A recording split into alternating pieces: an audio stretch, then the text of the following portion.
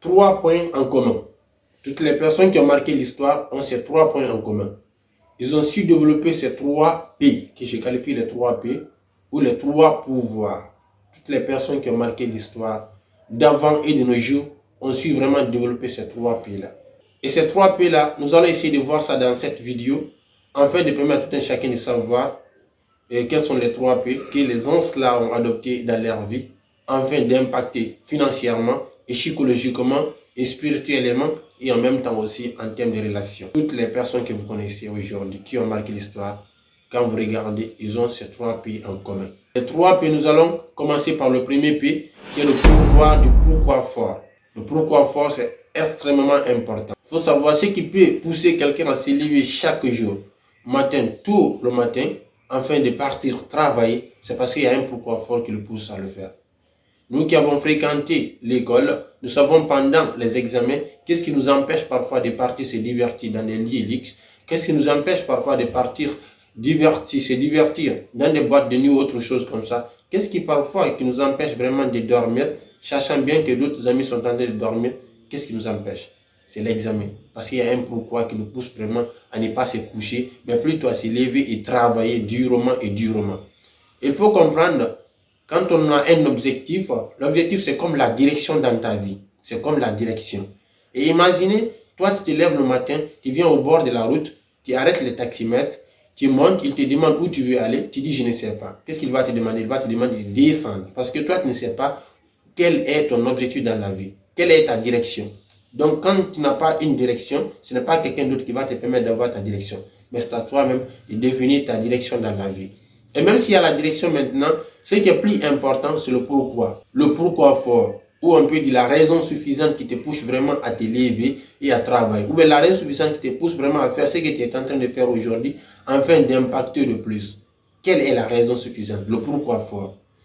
Quand tu n'arrives pas à développer ce pouvoir, ça devient tout un problème, enfin vraiment de progresser dans l'activité où tu es en train de progresser. Ce n'est pas facile. Il va falloir que tu arrives à développer ces pouvoirs de pourquoi fort, ce qui va te permettre vraiment de te faciliter les tâches. Parce qu'à chaque fois que tu fais une rétrospection par rapport à ce qui t'a poussé vraiment à te lancer, ça devient une source de motivation. Et vous savez bien, la motivation, c'est quelque chose qui chute. Mais s'il y a un pourquoi fort, ça te pousse vraiment à devenir quelqu'un qui est discipliné dans la tête et discipliné à cause du pourquoi fort.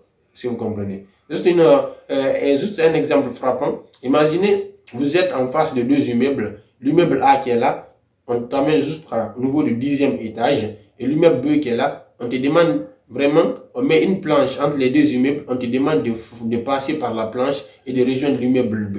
Qui va le faire? Personne presque.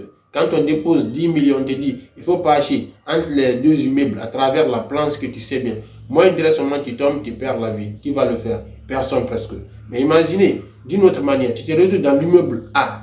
On te dit dans l'immeuble B, il y a l'incendie. Et la famille, ta famille se trouve dans cet immeuble. On dit pour sauver la famille, il va falloir que tu passes par la planche.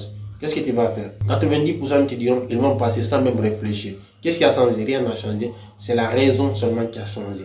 Le pourquoi qui a changé. Donc, ayez un pourquoi fort, ça va vous faciliter vraiment d'atteindre vos objectifs. Et un pourquoi fort, ça va vous faciliter vraiment d'impacter de plus sur des personnes. Et toutes les personnes qui ont marqué l'histoire, bien sûr, des personnes qui avaient des pourquoi forts. Sinon, ils allaient arrêter ce qu'ils comptaient réaliser dans leur vie. Ça, c'est le premier pouvoir qu'il faut développer. Et pour savoir vraiment quel est votre pourquoi fort, vous allez vous poser les 4 P. Quand vous voyez votre objectif, c'est ça. Pourquoi c'est votre objectif? Ça, c'est la première question.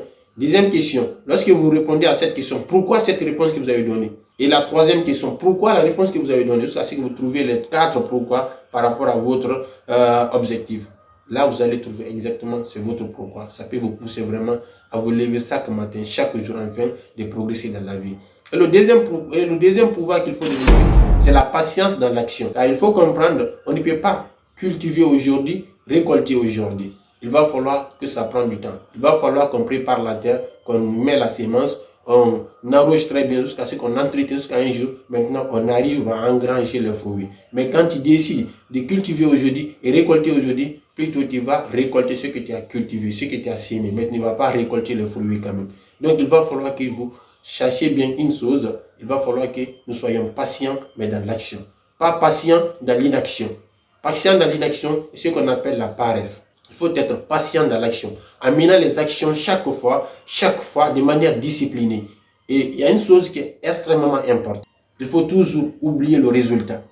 Quand vous lancez, oubliez le résultat et concentrez-vous sur les actions. Parce que quand vous vous concentrez sur les résultats, quand vous allez faire les actions une fois, deux fois, trois fois, ça ne donne pas de résultat, vous allez totalement vous décourager, vous allez dire que ça ne donne pas de résultat.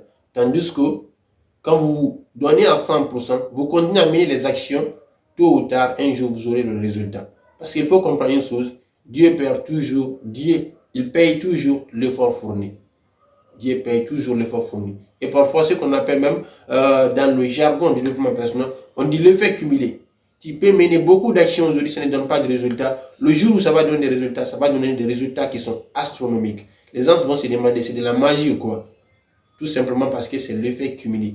Tu as fait beaucoup d'actions et aujourd'hui, ça commence maintenant à donner des résultats astronomiques. Ça, c'est le deuxième pouvoir qu'il faut développer, la patience dans l'action. Et le troisième pouvoir qu'il faut développer, c'est la persévérance.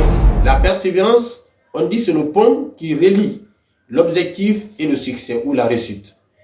Quelqu'un qui ne persévère pas, ce n'est pas facile d'atteindre un objectif. Toutes les personnes qui ont marqué l'histoire, c'est des personnes qui ont persévéré. Prenons par exemple Edison, l'homme qui a inventé l'ampoule. C'est quelqu'un qui a essayé 999 fois. C'est à la 10 millième fois. Sinon, pendant tout ce parcours de 1 jusqu'à 9999 fois, l'ampoule n'a jamais accepté de s'allumer.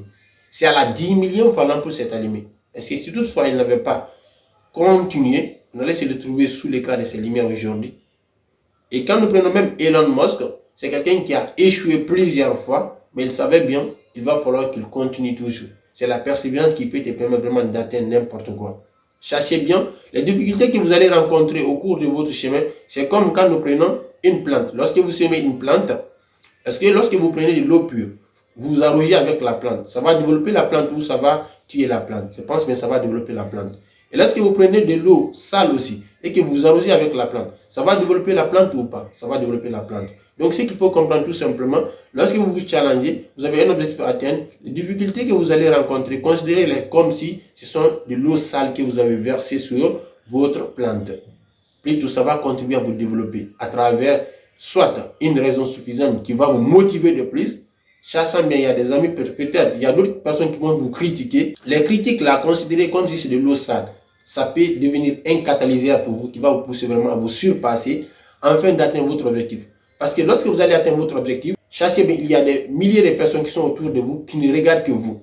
Dès que vous allez atteindre votre objectif, ils vont dire, comme telle personne a pu atteindre son objectif, moi aussi je peux le faire. Ça peut devenir un déclic pour eux.